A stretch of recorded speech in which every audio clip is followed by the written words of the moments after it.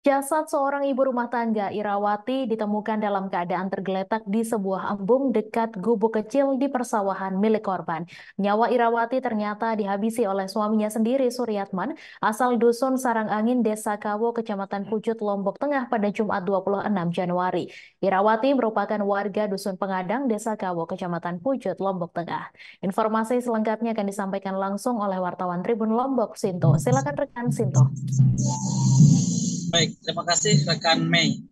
Ya benar sekali pemirsa Tribuners bahwasanya telah terjadi ya pembunuhan yang dilakukan oleh suaminya sendiri yang terjadi di dusun Sarang Angin, Desa Kawu, Kecamatan Pujut, Lombok Tengah, Tribuners pada hari Jumat uh, pada Juli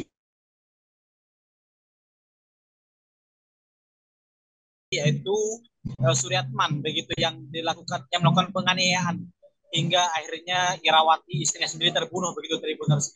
Penganiayaan sendiri dilakukan secara Tribuners di mana korban ya dipukul sebelum dilakukan pemukulan menggunakan kayu balok berkali-kali hingga 7 kali.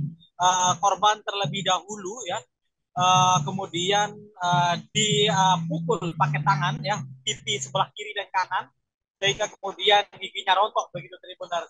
Dan kemudian setelah itu kemudian dipukul menggunakan kayu balok sebanyak 7 kali sehingga kemudian uh, kepala dan sehingga kemudian terjadi luka robek sebanyak 7 luka ya di bagian kiri kepala. Tengkorak dari Irawati juga pecah akibat kerasnya hantaman pukulan kayu itu sendiri Tribuners begitu. Dan usai kemudian jasad Irawati ini meninggal setempat itu, Suryatman langsung kemudian membungkusnya memakai karung Tribuners begitu untuk kemudian memasukkannya ke dalam sebuah embung kecil, sebuah kolam begitu Tribuners. Tujuannya adalah agar untuk bahwasanya matinya ya terbunuhnya Irawati karena akibat dari perampokan Tribuners begitu. Dan kemudian untuk menghilangkan jejak, langsung membakar ya kayu untuk menghilangkan jejak dari darah yang tercecer begitu. Selanjutnya kemudian ia melaporkan ya kasus kejadian ini ke Polres Lombok Tengah yang mengatakan bahwasanya istrinya telah terbunuh oleh perampok begitu Tribuners.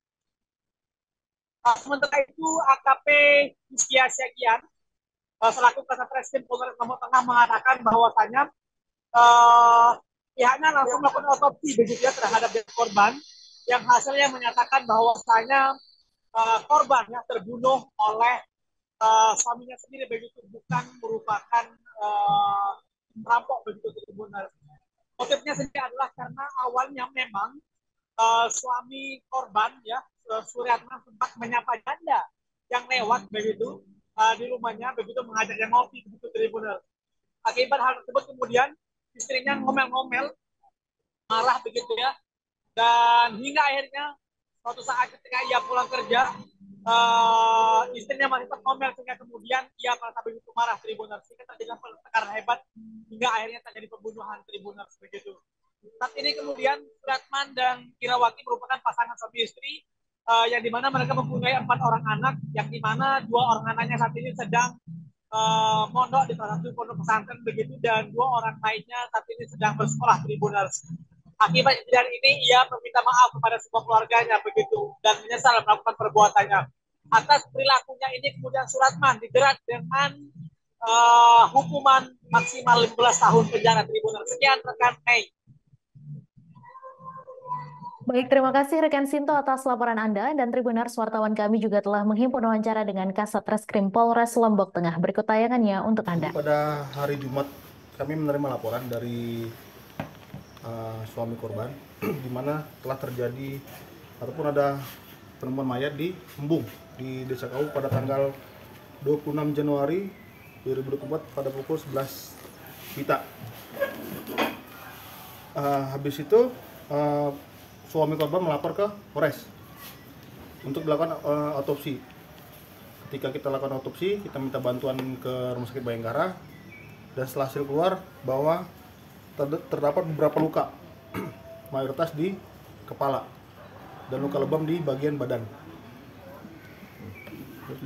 Terus selanjutnya kemana nih? Setelah kami telusurin, kami minta keterangan dari beberapa saksi, termasuk suami korban. Ada yang janggal. Ternyata Download Tribun X sekarang, menghadirkan lokal menjadi Indonesia.